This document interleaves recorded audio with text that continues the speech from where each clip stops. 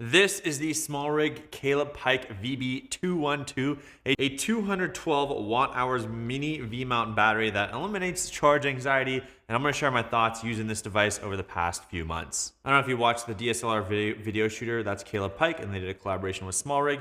It's got V-mount right here. It's a massive battery, and I wanted to answer some questions. It does 140 watts of power delivery over USB 3.1 fast charging, so you can actually power two MacBooks up to 70 watts each. Does this 2-hour fast charging actually hold up to real world testing? And is the battery too bulky for mirrorless setups? What's the real world longevity compared to cheaper alternatives? And is this thing actually worth your money? Now, the competitors. So there are some 99 watt hour batteries, which we do also use, and those are great for travel, but this is the SmallRig 212 version, and there are other brands out there too. And then there's even professional level ones that are even higher than this. Now, in comparison, we have the SmallRig VB99. This is 99 watt hours versus 212, and you can just see the immense size difference. It's still not that much bigger. It's just slightly bigger. It is definitely much heavier. But you still have the V-mount connection. You have the same plugs on this side. The USB-C ports are different. You do have one that's in-out versus the VB212 has two in-outs plus a USB-A in the middle, and then your DC ports. You have your DTAP plugs on the outsides right here. I love that this was co-designed with DSLR Video Shooter. Now, you do get two-way USB-C charging, so you actually can just bring like a MacBook charger and charge this using the two ports right here. You have in-out on both sides, and then you have USB-A and the DC ports like I showed. So I just want to show you how that works. We'll go ahead and just plug in a USB-C cable right here. I can go ahead and press the button on the side so that activates the screen. And let's say I have an iPhone 16 Pro Max. I can go ahead and plug that in right here. It's an iPhone 17 Pro Max actually. And now what it's going to show is, all right, we're shooting out 15 volts, about 37 watts, 39 watts, 40 watts, about 5 hours of juice on this left. Oh, 41 watts, 42 watts. So we're emitting about 40 watts to charge this iPhone right now. And the iPhone should show 50% charged, 31 minutes to 80%. So now it is charging my iPhone. I could have two MacBooks here. The only difference is if you have two MacBooks, you're gonna get 70 watts maximum to each MacBook. And that's good enough for just using the MacBook. But some of the MacBook chargers are 140 watts or 90 watts. And if you're not getting enough power when you're doing like video editing, your battery will drain just a little bit slower than it usually would. So it can be helpful, but it's not necessary. But you can plug in two USB-C power delivery devices. And then you can fully charge this battery in 2 hours versus the competitors, which take 3 to 4 hours. Remember, if you do plan to buy this, please click our affiliate links in the description. That helps support the channel for making these videos. This is the SmallRig 212. Now the smart display with real-time monitoring. So that's kind of what we just showed you right here. It shows you the battery level, 82%. I can press this on button to turn it off, press the button again to turn it back on. And anytime I plug it in, it starts to show the exact stats. So even if I want to use DTAP here, I can go ahead and plug in, this is a DTAP to USB-C, typically what we would plug into our Sony FX3s, but you can use this for a iPhone as well. I'll go ahead and plug it in right there. Now it's showing charging on the iPhone, and we're pulling about 21 watts, 25 watts.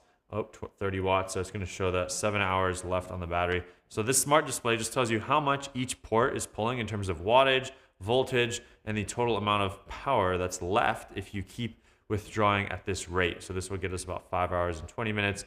And as you can see, the watts are going up as the iPhone calibrates these speeds. So this is super helpful. I'll use this for like Starlink so we can see, oh, if we want to power a Starlink mini satellite, how much juice are we going to have on the Starlink mini, on the camera, and it just tells you the total hours, which can be very helpful. Now the multiple interface ecosystem.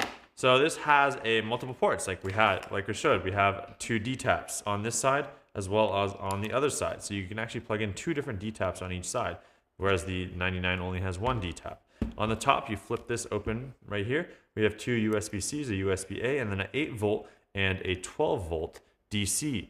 So if you need DC power, you can also do that as well. It's extremely versatile. The DTAPs will do 14.8 volts. The USB-C ports will do 140 watts total. So it's either 140 in one or 70 watts in both to charge your laptop, iPads, phones. The USB-A is just basic device charging. And then the 8-volt and 12-volt are barrel outputs for specific equipment that you need. And then you also have the, the classic V-mount plug right here. You can just slide this in, it plugs into these ports right here and charges this bad boy up in 2 hours. This does have an advanced battery management system, or BMS. It's military grade, safe protection for intelligent monitoring for optimal performance and longevity, because you want this thing to last and you want to perform well. It's critical for safety. A lot of airlines are not allowing lithium-ion batteries because of certain things happening. So when I buy batteries, I make sure to buy high-quality ones that I know are going to perform well and not get damaged. This protects against overcharge, discharge, short circuits, overload, overcurrent, and extreme temperatures. It intelligently monitors the temperature and has thermal protection. It's certified with a whole bunch of things, and it has 12 5,000 milliamp cells in there for reliability and performance.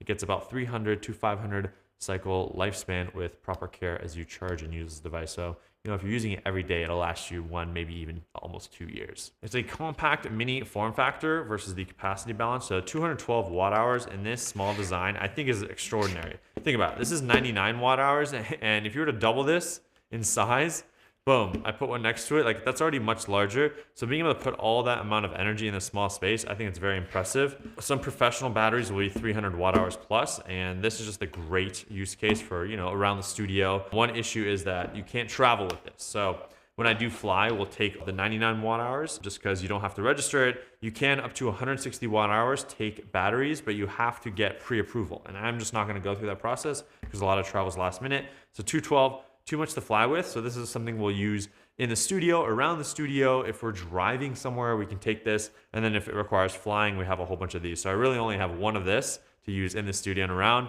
and then the 99 watt hours for travel and any kind of use case in that moment. Rugged construction and material. So this is actually very rugged. It's got rubber on the side so it doesn't slip out of your hands. The top screen is a bit flat and glossy. The bottom is very rugged, so you can put it on a table and it doesn't slip and slide. It feels really nice and sturdy in your hand. The 99 one has maybe sharper edges on the sides, whereas the 212 feels more rounded, which I do appreciate. It won't hurt you. These are heavy, so you have to be careful, but I do like that. It just feels like it's high quality. It's definitely heavier than the 99 watt hours. It is scratch resistant. This one, obviously, we didn't take off the plastic cover, so it looks like it's been destroyed, but I'm just like that. So watch, I take it off. Boom. That's the glossy screen right there. And you can see the differences between the two. You also do have 1/4 inch threads here, as well as the V mount. And then you have a 3/8 inch 16 thread as well. So you can mount it like on a tripod as needed. So for example, the 99 watt hours, we connected a Falcam F22. We just screwed it in. And now I can put this on the Ulanzi tripod, which does not have V mount, but it has this smaller mount.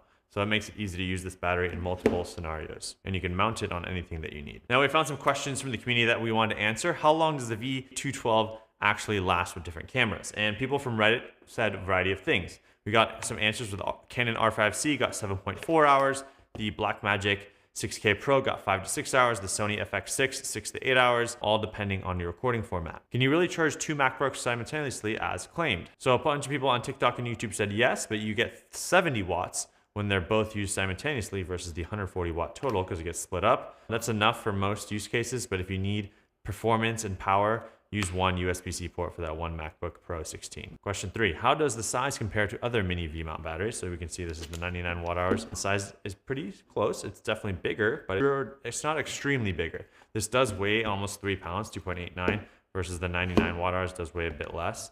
Feels like it's under 2 pounds, so take that weight into consideration, but it could also help stabilize your camera due to the increased weight, just to make it feel more balanced and harder to wobble. Is the 2-hour charging time realistic in practice? Yes, so when you're using a proper 140 watt power delivery from a 3.1 charger, so like a MacBook charger, and then you have the right cable, this will be able to get us the full power from this out of the 140 watt power brick. But note that, 65 watt, 90 watt, all those other MacBook chargers or other chargers won't provide enough power, so you want to make sure you have the 140 watts to charge it in 2 hours. What's the maintenance schedule and expected lifespan? 300, 500 charge cycles, 2 to 3 years of typical use, and make sure to store it at 50% in a cool, dry environment when you're not using it for extended periods of time, and avoid deep discharge below 20%. I think that's with any batteries. You don't want to go below 20% to extend the life cycle. How does it perform in cold weather conditions? The operating temperature is -15 Celsius or 5 degrees Fahrenheit, up to 60 degrees Celsius, 140 degrees Fahrenheit. And in cold weather, it typically reduces the battery about 10 to 20%. So pre-warming the battery before use in extreme cold conditions is recommended, and the performance stays stable in most professional shooting conditions. Can you travel with this? No, you cannot. It exceeds the 160 watt if you get pre-approval, and the 99 watt limit, at least I would say 99 watt if you're traveling internationally. 160 watt hours is in the United States. So you cannot travel with this. I wouldn't try. They might take it away. How does the price compare to the other alternatives in a similar capacity? At $439, make sure to click the link down below if you do buy it. It helps support the channel. There are competitors around $280, $600. So it's kind of like in the middle range around these similar power levels. What happens when the digital display fails? So I did have a 99 actually stop working and it just started giving me some error codes, but there is a 24-month replacement warranty, so you can just contact them to get that fixed. And the battery still works sometimes, the screen might not work, or if there's some software issues, that's where you can also have some issues as well. Does the parallel circuit design actually prevent voltage drops? Yes, this parallel circuit design maintains consistent voltage even when multiple ports are active simultaneously. People have done testing with a camera, monitor, wireless system, and this just has those advantages where it can show voltage drops under multi-device loads. Can it power a RED camera and other high-draw cinema cameras? Yes, the 10 amp maximum draw capacity and the 14.76 volt output supports most RED cameras and high-end cinema cameras. How does the wear and tear affect long-term performance? Gradually, the capacity will reduce, just like your iPhone. The battery gets worse, but expect around 80% capacity after the 300 to 500 cycles. For most use cases, this should be good enough. And then the physical wear, as long as you're using the covers here, you shouldn't have no issues with the ports from damage, as long as you're not pulling the cables out and being too aggressive with them. So this 212 does deliver most of what they claim. I wouldn't say that it's mini like they do claim. It is definitely very large and somewhat heavy. It is mini in comparison to some of these larger batteries, but it is a great tool. I absolutely do love this device. We do use it pretty often. And if you're trying to prioritize charging, have something that works well. I think having a good quality battery is just so important, because when you don't have something that works well, it fails, like your shoot's gonna go wrong, and the price of that is too high. So just make sure that you're spending your money in the right way. I think it's a solid investment if you have the budget and you want something high quality where power does not impact the performance of your video, photo, shoot, whatever it is, or content creation. And there are links down below, so make sure to click that. My name is Sherman Shares. Subscribe, turn on notifications if you want to see all the Sherman Shares reviews. This is the SmallRig CalebPike Pike DSLR Video Shooter co-design collab, 212 watt hours powerhouse. This thing's a beast. We'll see you in the next one. Peace.